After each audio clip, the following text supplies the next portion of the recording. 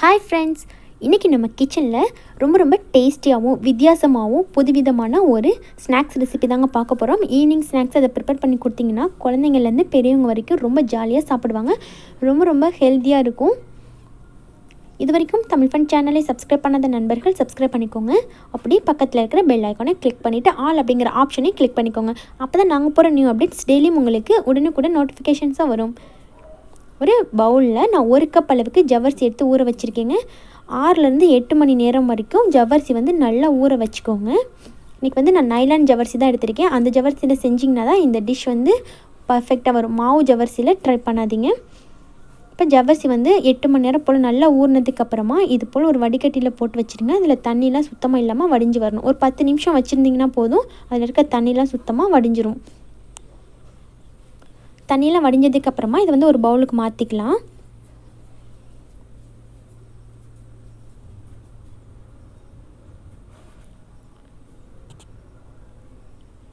இப்போ ஜவ்வரிசியை பவுலுக்கு மாற்றினதுக்கப்புறமா இது கூட 2 முட்டை ஆட் பண்ணிக்கோங்க.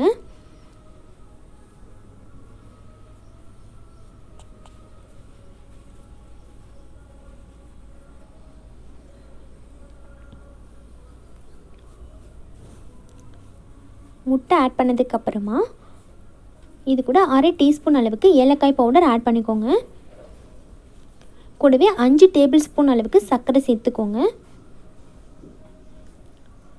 ஒரு பிஞ்ச் அளவுக்கு உப்பு சேர்த்துக்கோங்க. சேர்த்துட்டு இதை நல்லா ஒரு தடவை மிக்ஸ் பண்ணிக்கோங்க.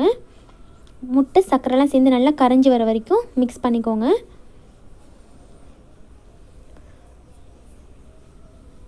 ரொம்ப வித்தியாசமாக சாப்பிடும்போது டேஸ்ட் ரொம்ப நல்லாயிருக்குங்க. இது போல் நல்லா மிக்ஸ் பண்ணதுக்கப்புறமா இப்போ இது கூட 2 டேபிள் ஸ்பூன் அளவுக்கு அரிசி மாவு சேர்த்துக்கோங்க. அரிசி மாவு சேர்த்துட்டு ஒரு தடவை நல்லா மிக்ஸ் பண்ணிக்கோங்க.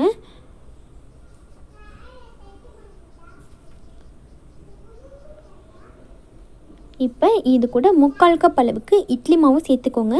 இட்லி மாவு ரொம்ப புளிப்பு இல்லாத மாதிரி பார்த்துக்கோங்க. இட்லி மாவை சேர்த்துட்டு நல்லா மிக்ஸ் பண்ணி விட்டுருங்க. இப்போ இந்த பேட்டரில் நம்ம தண்ணியோ பாலோ எதுவும் ஆட் பண்ண தேவையில்லைங்க. முட்டை சர்க்கரை அந்த இட்லி மாவோடைய அந்த ஈரப்பதத்திலே இதை நம்ம நல்லா மிக்ஸ் பண்ணிக்கணும். ரொம்ப கெட்டியாக இல்லாமையும் ரொம்ப தண்ணியாக இல்லாமையும் நம்ம இட்லி மாவு பேட்டர் எந்த அளவுக்கு இருக்குமோ அந்த மாதிரி இருக்கும். இது போல் மிக்ஸ் பண்ணி எடுத்துக்கோங்க.